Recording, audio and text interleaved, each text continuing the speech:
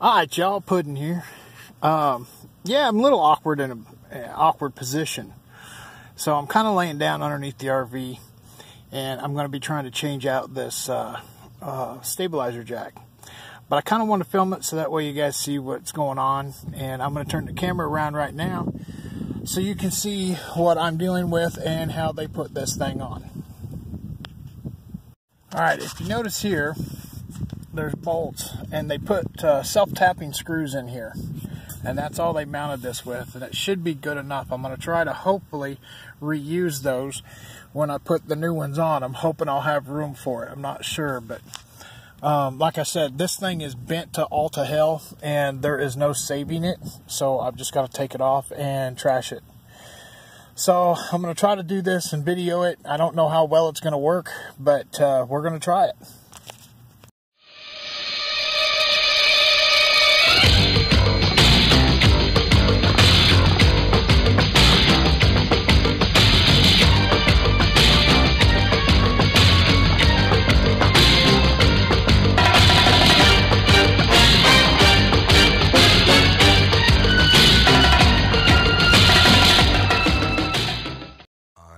Too sexy for my love, too sexy for my love, love's going to leave me.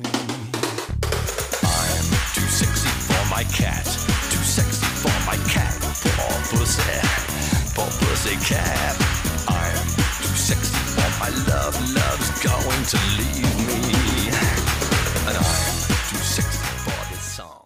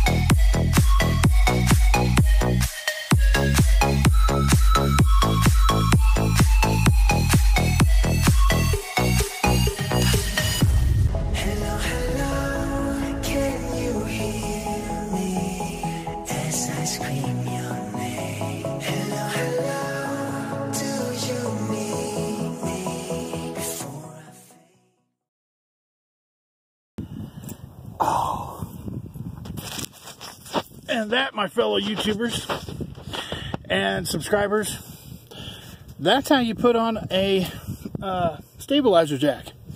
I know it's hard to see my face because it's shadowy under here and it's sunny outside behind me, and I apologize for that, but you've seen me do it. It's done. It's another thing off the list. Alright, y'all, Puddin' here. Hey, Kim, I don't know how to pronounce your last name. I think it's Barajas. I butcher names. I'm going to tell you that, guys, right now. I butcher names. I'm not good with names. Anyway, she came up with an idea, and I'm trying to keep the sun out of your guys' eyes, and I'll keep it in mind. This is going to be educational right now, because if you're planning on getting an RV, you're going to want to know what to look for. So I'm going to turn the camera around, and I'm going to give you guys a show around of what I looked for when I got mine, what I've done, and things you need to be careful of when buying an RV. And I will tell you the good things and the bad things and everything like that. So when you first go look at an RV, you want to look at all four corners. All four of these corners. You want to look and see. There's a little plastic strip that's right here. And underneath this strip, there are screws. If they rust from the outside, if you take this strip off and there's rust on those screws, that means there's water damage, because those are painted when they are put on. That means they are rusting from the inside out, not from the outside in. I still have a little bit of water damage to work on these corners right here. I can't see where I'm pointing because the sun is right directly in my eyes. But I tried to put Flex Seal, and I don't know if you can see that, but I put Flex Seal over this and it didn't work. So I've got to pull all this stuff off, and I've got to redo the front corner. And what I did, and I know this looks like crap, but I siliconed all the way around the windows. It's dirt. If I was to take and wash my RV, this is one thing I did, whether it needed it or not. I siliconed around all these windows right after I first got it. You will see the brown around all the windows, and that's because the silicone attracts dust. But that's one thing I want to look for. Another thing you want to look for are gaps. Gaps in the trim in the window. And that's why this is filled in. Because either this has shrunk or it was not cut right. And I think it has shrunk, because that's about an inch gap right there. So you want to look for stuff like that. This thing did have damage on it. If you can see that right there. And there's I'm trying to keep you out of the sun. That right there. They hit a tree with it, and there's more damage right here, and I filled that in. They hit a tree with it, or they backed into some kind of a tree limb or something. But you want to look at all the edges. You want to look very clearly.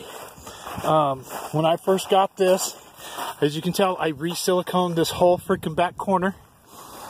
I re-siliconed around the lights. And I re-siliconed around those lights up on top. And if you can see the black strip around the roof, that is Eternabond tape. I redid the whole roof. I got up there with a pressure washer. I cleaned it. I had Dicor RPDM roof rubber coating that I resealed it with. But before I put the RPDM down, I actually walked around and put the Eternabond tape all around all edges so there's no leaks. This is the back corner that leaked. When I got this, there was caulking around this whole back corner, and every bit of it was wet. I could literally take my finger, rub it down here, pull it off, and I'd have a big wad of caulking on my finger. So you want to look on the outside edges. You want to look for that. You want to look for any kind of place where water could have got in. If you have a fiberglass rig, they're flat, so you want to look down them and see if there's any waves. Sorry, head spit. If you're getting a Class A or a Class C, you can see the waves in the side of the RV. These rippled ones that have the aluminum siding, you can't really see any waves if you look down the side. But if you have a fiberglass one or something that has flat sides, you can actually see the ripples where the water is coming in, and you'll see most of it up towards the roof line of the RV. So we're going to go inside now, and I'm going to show you that. Hopefully my eyes will adjust to the being a little bit darker in there. You're going to have to forgive the mess. I just got done putting that stabilizer jack on. When you first come into an RV, first things you want to do is you want to look around the air conditioner.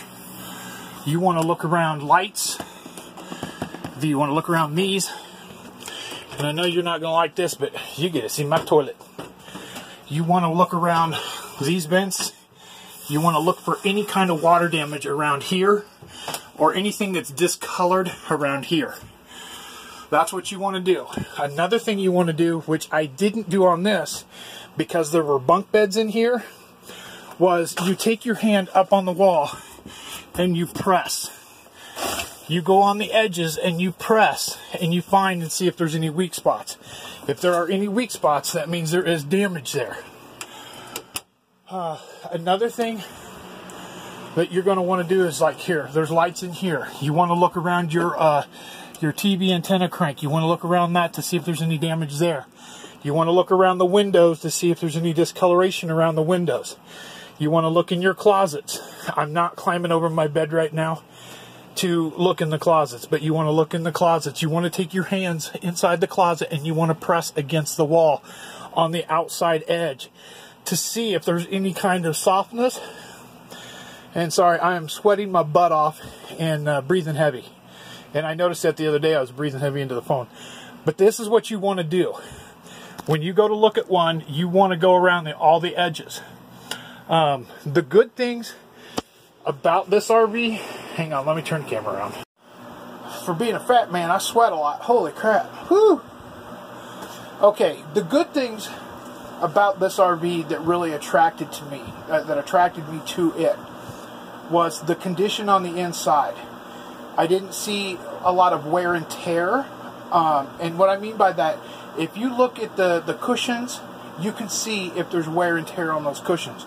You can look at the carpet and see if there's like in a house where they have like a run where people walk at a lot. So there's a lot of traffic going through that area. That didn't have this. All the cabinets were in really good condition. There was 2 of them that were up here, or the one that was up here was in pretty bad shape, and then I ended up putting the 2 cabinets up there, and I know you remember that from my previous video, because I don't like reaching around to find stuff. Another thing that really got me to this one was the shape of the layout. The layout of an RV is important.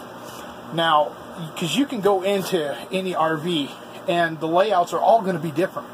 You have to find something that's going to suit you and what you want and what you're looking for. I didn't want the bunks, but I did want a little extra storage. So I was thinking, you know, if I get a bunkhouse, maybe that will work a little bit better. Then I can just take out the bunks and I have storage, which I did that and it worked perfect for me. For you, I don't know if it will work that well. I mean, it's whatever you need and want for your situation is what you need to get. So, other good things about this was that it has a microwave, which was perfect. It has a bathroom, perfect. The things that I didn't like about the interior, which I have not been shy about letting people know this, is the dinette that used to be here. I hate the freaking dinettes. Pardon me. Yep, okay. Well, I've ruined that one. I hate the dinettes in RVs. Number one, even if I wasn't big, I still don't like the way they're made. I don't like the way they're set up. I don't like them. I mean, if there was one bonus to a dinette, it's that it turns into a bed. That's about the only bonus you get out of a dinette. I don't like them. I don't know. That's my personal preference. There might be other people out there that love the dinettes in RVs. I don't. I prefer not having a dinette. I prefer having my own little space that I can do. Now, people are wondering, you know, well, what if you eventually get a girlfriend, or, you know, you have someone else with you, or blah, blah, blah. And just so you know, I am straight. I love women. Okay? But I am single. If I get a woman, then I will have to work on that then. I'll have to figure out something else to do, because this is just a one-person RV. Am I going to have a woman move in with me directly into the RV? Oh, hell no. If she has to be into this lifestyle. She has to have her own rig, and we have to be dating a while before any of that even comes into play. Now, if, you know, after a year of us dating and we know we want to be together, then we'll go from there, and then maybe even pick a bigger rig or something. I don't know. That's way down the road, and I don't even want to think about that. So anyway, but when you pick the RV, you have to pick it for yourself. You have to pick it for what your needs are, for what you're wanting out of that RV. The only thing that I could have asked for was to have an onboard generator, but travel trailers don't have those. Well, let me rephrase that. The new toy hauler travel trailers do have them. The regular travel trailers, no, they do not have built-in generators. So, but I do have that new 5700 one that I have out back that now I can use. I've just got to get a couple cords to it. I got to get a surge protector to put onto it, and I've also got to get an inverter to hook up so I can actually hook in my electronics. So, but that's down the road, and that's okay. At least I have lights, and I still have my solar to run my lights and stuff, and I'm cool with that. So. But definitely, when you first go look at an RV, you go around the whole outside edge. Another thing that I forgot too, if you're single or married or whatever, if your spouse is with you, you both look at it. Have your husband go underneath and look to make sure there's no rips in the sheeting down below, because that should all be tucked under. If there's any tape or anything on it, that means there's been repairs to it. So you want to ask questions. What was done to this? Why is there tape on there? Or why has this been resealed up? Mine, I got real lucky. There's nothing underneath. It's completely solid, no tape, no nothing, and it's perfect.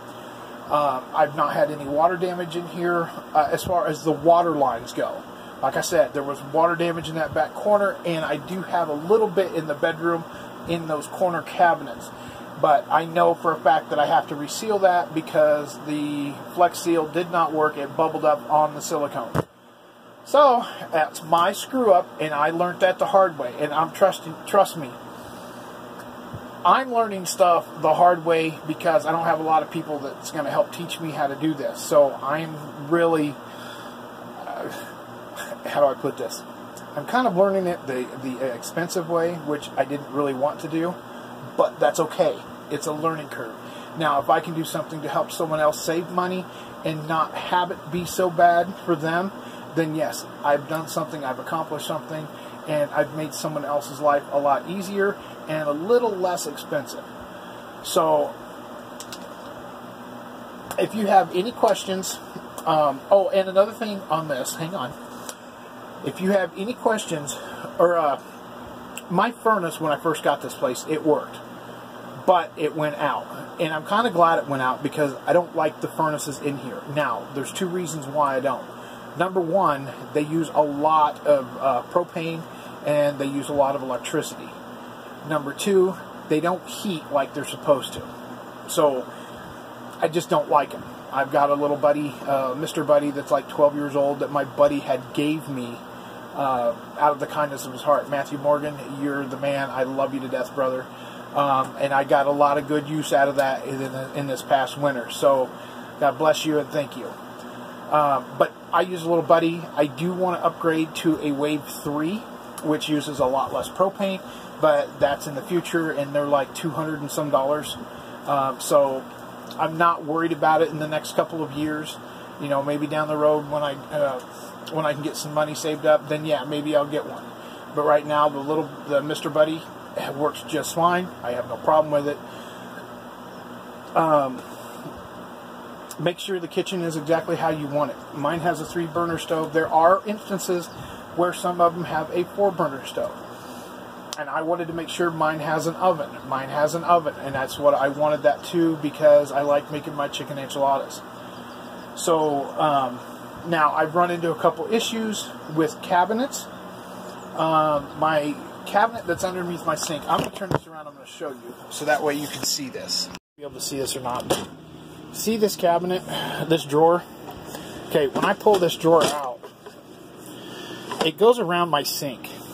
Now, for some odd reason, it's either these or something back here that's up underneath here gets caught and this drawer won't open. Well, now, I don't know if you can't see that. There are metal brackets back here, and my hand is on one of them, and I don't know if you can see that. I don't know if I can zoom in on it. You can't really see it, but there's a metal bracket right back there. You can see it. It should be right there in front of my finger. And when I do this, you can see it moving. It broke loose from the wall. So when I close this thing, and I have to be careful now when I close it, I don't know, well, now I don't want it, well, see, now it won't close all the way. It still has a gap right here, and it won't close. So, I don't know. Anyway, let me turn the camera. That I have had with this RV is a couple of the cabinets have not worked right, and I have to redo them. The bedroom cabinets, on both sides on the nightstands, both of those cabinets did the exact same thing. So, and I don't know what the deal is with it. I will tell you right now from experience, these are made cheap. They do not take any time or effort to make these sturdy. They're trying to just knock them out one at a time. So if you look at an RV, make sure that you go over it really well. Talk with your spouse about it if you have a spouse. If you're single, if you're a single woman and you're planning on doing this, try to find a friend of yours that has done construction or knows about what to look for. Have them go with you. You would rather be safe and have someone, waste someone's time for a couple hours a day than to buy something and then find out you bought a real piece of crap. And then you're going to be spending the next, in my instance, the next year, putting $4,500 into something, and it still needed a lot more work done to it, and I got to the point where I was fed up. I didn't want to put no more money into it, and that's all it was major money pit. So, and that was that Class A bounder I had, that 34 foot, and it was 1987. The next RV that I buy, I would love to get a fifth wheel toy hauler, but I need to upgrade my truck, and I want to upgrade it to the Power Stroke diesel. Yes, I said Power Stroke. So anyway, I need to upgrade my truck first, and I don't plan on doing that for a while. I love my truck. It's a very good truck, and it's only got 70,000 miles on it, and I've had it for almost 2 years. I've put 20,000 miles in 2 years on that truck, which is, well, 18,500, I think, is the exact miles that I put on it. But the truck is awesome. Besides having the exhaust leak, there is nothing wrong with that truck. It looks good. I just washed my baby the other day, and it made me feel good that I actually gave her a bath. But I still have things to do on this, and now I'm rambling. So anyway, I will catch you in the next video, or the next clip. I don't know what's coming up next, and God only knows what's going to be next. It could be the end of the film, or the video, or it could be something else. I have no clue. Or it could be school time with pudding. Who knows? So stay tuned, and we will find out together. Have a good day.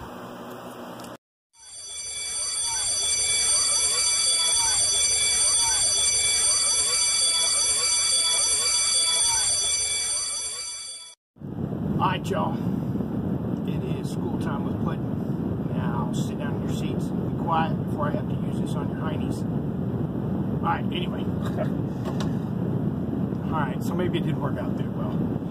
Alright, welcome to School Time with Pudding. And I have 4 words for you today. So, our first word of the day is Hispanic. Hispanic. I'm worried about my buddy. Hispanic attacks are getting worse since he bought that new Chevy. You know, you guys putting up with me, I don't know why. I really don't. Okay, second word. Skillet. Skillet. Chevy owners don't have the skill it takes to drive a Ford. Third word. I'm sorry, I'm trying not to laugh. Third word is benign. Benign. The scar from my back surgery would be 9 inches long. And Cuba. Fourth word. Cuba. I have to have a Cuba Ice in my Jack Daniels. Okay, so those are the words for the day. Now, I'm still trying to think of something else to put in with School Time with Pudding. I don't know what else to put in here, so I need a little help. If y'all have any ideas, I've been running this through my brain. If you can't tell, can you see the smoke and the fire and everything that's coming out? It's like everywhere. So I need help with it. If you guys have any ideas what I can do to add to School Time with Pudding, would be greatly appreciated. Alright, so I want to thank you for joining me today. I really appreciate everybody that watches. I want to thank you from the bottom of my heart. It's really sincere. If you have any questions about buying an RV or anything, let me know. I don't want people to make the same mistakes I did. And some of those mistakes I made were kind of costly. I should have looked over the RV a lot more than what I did, or I would have found that water damage that's in that back room. But I didn't do it. And I didn't find that caulking, that wet caulking I talked about. I didn't find it for about 3 days until I actually went outside. After I found the water damage in the back, that's when I found that caulking. So anything I can do to help would be, I would love to help somebody out. Now, one thing I want to make clear, because I noticed, I go back and I watch the video as I edit. So, and one thing I'd said in there is for single women to have someone go with them. I'm not insinuating that women cannot do this themselves. There are some women that are very talented. They know what to look for when they're buying an RV. There's going to be some guys out there that don't know either. So what I'm saying is that it doesn't matter whether you're male or female. If you need help going to look at an RV to make sure it's the right one and to make sure there's not a lot of damage to it, take someone with you. I don't care if you're male or female. I don't care if you're purple, plaid, pink, polka dotted, green with big ass eyes. Just take someone with you. Don't make the mistakes I did. So anyway, y'all have a puddintastic day. Enjoy life. Love one another and live life to the fullest. I mean, don't just sit around and wait to die. Enjoy life while you're here. It's the only one you got. Later, y'all. Be good. Just a good old boy, never meaning no harm. Beats all you never saw, been in trouble with the law since the day they was born.